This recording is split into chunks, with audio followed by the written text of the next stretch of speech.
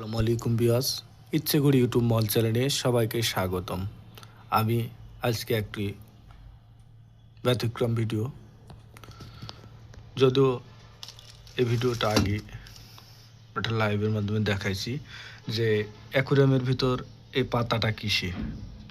এই পাতাটা মূলত একটি বাদাম বা কাঠবাদামের পাতা, যে পাতা আমি দিয়েছি। এটা দেওয়ার মূল কারণ হচ্ছে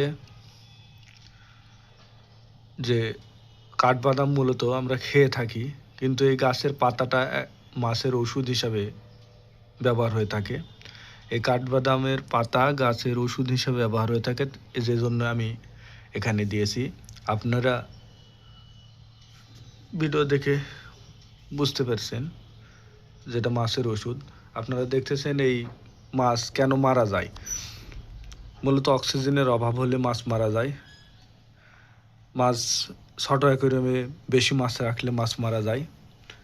এই যে আমার অ্যাকুরিয়ামে এখানে এই মাছটি ছিল এতদিন, আপনারা আমার আগের ভিডিওগুলোতে দেখেছেন।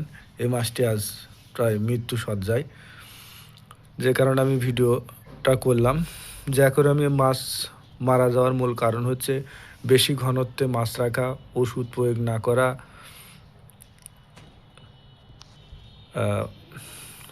কার্বন ডাই অক্সাইডের পরিমাণ বেশি হওয়া, অক্সিজেনের হার কম হওয়া এবং পানি বেশি দিন পরিষ্কার না করা। অন্তত আমার আগের ভিডিওতে দেখেছেন অ্যাকুরিয়ামের পানি প্রায় 7 দিন পর পর চেঞ্জ করা হয়। যেহেতু আমার এটা ছোট্ট অ্যাকুরিয়াম, প্রায় 3 দিন পর পর আমি পানি চেঞ্জ করে থাকি, যে কারণে আমি করেছি। আপনারা চাইলে অ্যাকুরিয়ামের ভিতরে এরকম বাদাম পাতা দিতে পারেন। বাদাম পাতা আসলেই খুব উপকার মাছের জন্য, যেহেতু আমি আগে দিছিলাম না, তবে কালকে আমি দিয়েছি এই পাতাটি। তারপরেও দেখা যাক এই মাছটা অসুস্থ, যে কারণে আমি কালকে এখান থেকে সরাই নিয়েছি।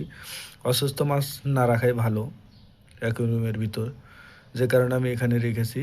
আপনারা দেখতেছেন। তাছাড়াও আমার অ্যাকুরিয়ামে মাছ মারা যাওয়ার কারণ অনেক রয়েছে, যে বিশেষ বিশেষ কারণ আমি পরবর্তী ভিডিওতে তুলে ধরার চেষ্টা করব।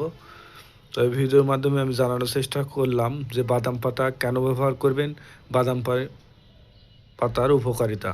বাদাম পাতা যখন কষ ছাড়বে, এই কষ দ্বারা মাছের খুব উপকার হবে। এটা মাছের ওষুধ, কালার অনেক সবুজ আকৃতি ধারণ করবে। আপনারা দেখতেছেন এই ভিডিওতে এই মাছটি কিছুদিন আগে মাছটি অনেক নড়াচড়া করছিল, আজকে সে মৃত্যু সজ্জায়।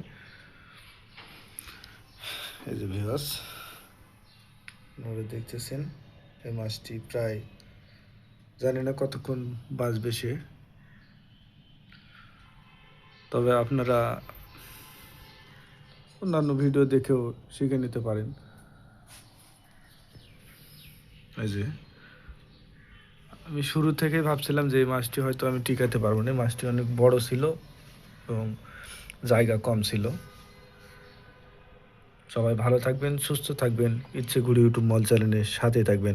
আবারও দেখা হবে পরবর্তী কোনো ভিডিওয়ে।